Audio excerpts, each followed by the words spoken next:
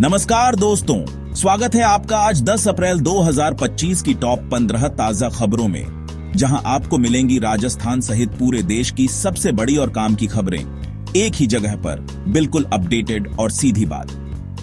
Video शुरू करने से पहले आपसे एक छोटी सी गुजारिश, अगर आप भी चाहते हैं रोज ऐसे ही जरूरी और काम की खबरें मिलती रहें, तो वीडियो को लाइक करें, शेयर करें और चैनल को सब्सक्राइब जरूर कर लें। और हां, आज का जीके सवाल जरूर सुनिए। जवाब देने वाले एक लकी विनर को मिलेगा खास इनाम। तो सवाल ये रहा, प्रश्न राजस्थान का कौन सा किला यूनेस्को वर्ल्ड हेरिटेज साइट में शामिल है? ए आमेर किला, बी चित्तौड़गढ़ किला, सी जैसलमेर किला, डी कुंभलगढ़ किला। अपना सही जवाब कमेंट में जरूर बताएं। और देखते हैं कौन है आज का जीके मास्टर। अब चलते हैं सबसे पहली खबर की तरफ। गुजरात में भूकंप का हल्का झटका। गुजरात के भावनगर में आज सुबह करीब 9:52 पर रिक्टर स्केल पर 3.1 तीव्रता का भूकंप दर्ज किया गया। इस हल्के झटके ने थोड़ी अस्थिरता पैदा की, लेकिन स्थानीय प्रशासन और सुरक्षा दल ने तुरंत जांच शुरू कर दी है। लोगों को सतर्क रहने तथा सुरक्षित स्थानों पर रहने की सलाह दी गई है। सरकार द्वारा आने वाले समय में किसी भी आपात स्थिति के लिए तैयार रहने के निर्देश जारी किए गए हैं। अब बढ़ते हैं अगली खबर की तरफ।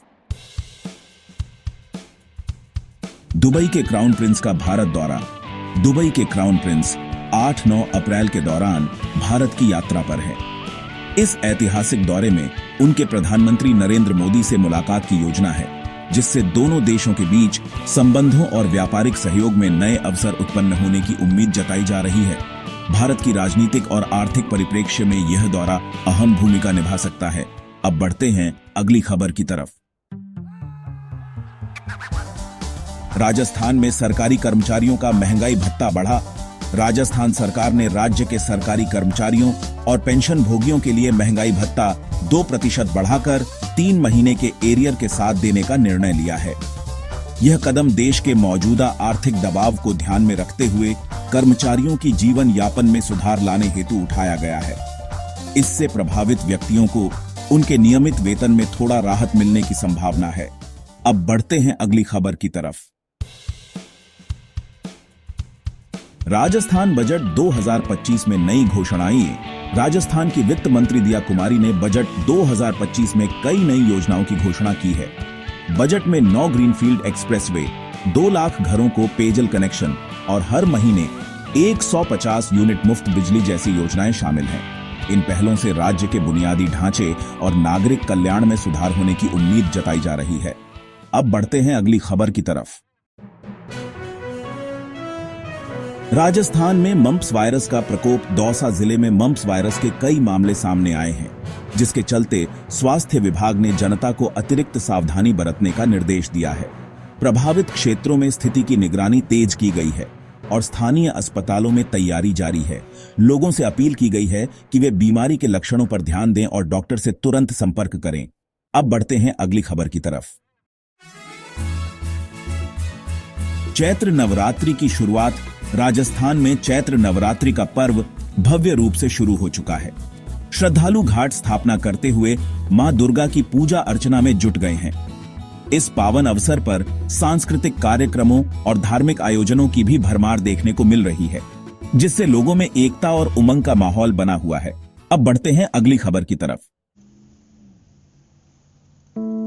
जयपुर में गैंगस्टर की धमकी। जयपुर में गोगा मेडी की हत्या के बाद गैंगस्टर रोहित गोदारा ने एक बिल्डर को धमकी दी है। इस मसले के बाद पुलिस ने मामले की जांच शुरू कर दी है और सुरक्षात्मक कदम उठाए जा रहे हैं। स्थानीय प्रशासन ने कहा है कि कानून का कड़ा पालन किया जाएगा और दोषियों को कानूनी सजा दी जाएगी। अब बढ़ते हैं अगली खबर की तरफ।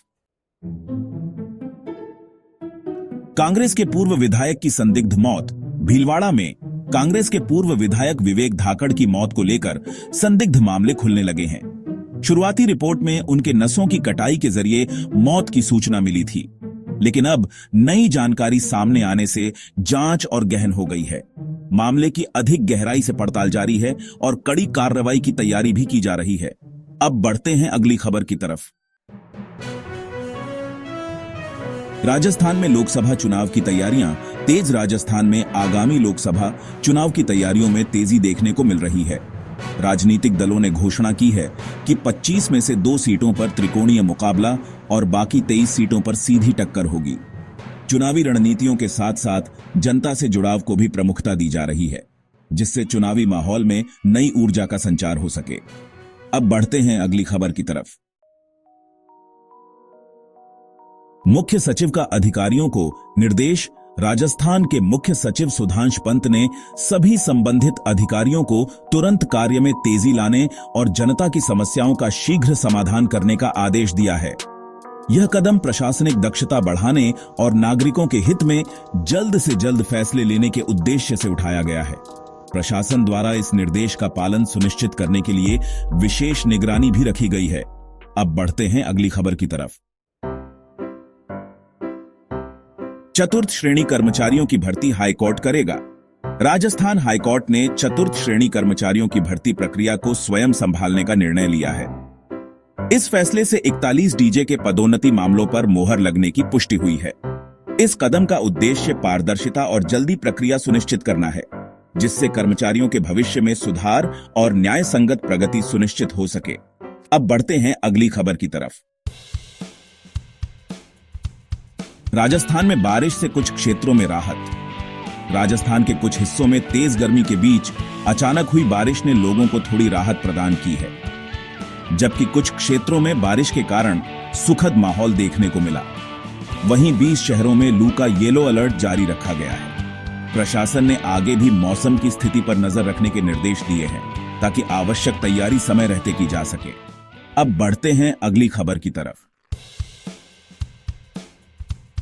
राजस्थान में 9 नए ग्रीनफील्ड एक्सप्रेसवे की घोषणा।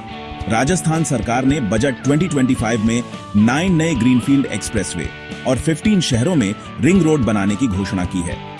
इस कदम से राज्य में यातायात व्यवस्था में सुधार के साथ साथ आर्थिक विकास में भी तेजी आएगी। इन परियोजनाओं से निवेश और रोजगार के नए अवसर भी उत्पन्न होंगे, जो राज्य के विकास को नई दिशा देंगे। अब बढ़ते हैं अगली खबर की तरफ।